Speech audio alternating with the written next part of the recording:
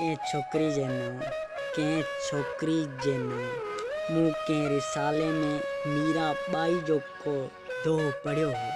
तोखे नलके ते पेर धोईंदे ॾिसी मूंखे उन दोह जी माना सम्झ में अची वई।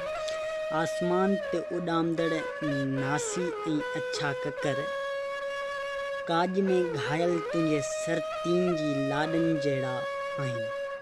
काल मूं बाज़ार में कंहिंखे को महांगो परफ्यूम वठंदे ॾिठो हो।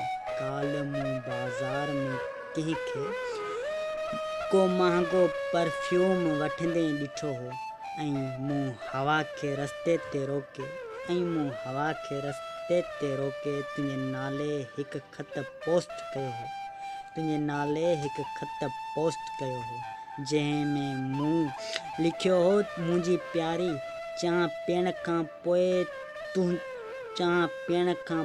चपनि ते चटियल मिठास संभाले रखजांइ या जल्दी जल्दी मोकिले ॾे। मूं तुंहिंजे वञण खां पोइ उहो सोचियो आहे त तओ रोज़ छो सड़े थो ऐं कारो थींदो वञे। मूं तोखे जाम ॻोल्हियो आहे पर तूं भेटाई जे रिसाले में गुम थी वई आहीं।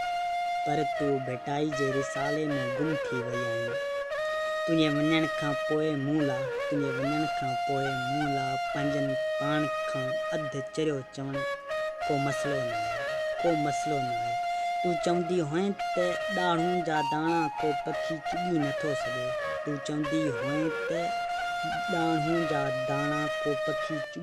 सघे। तोखां पोइ रोशनी खे को अॻवा करे वियो आहे।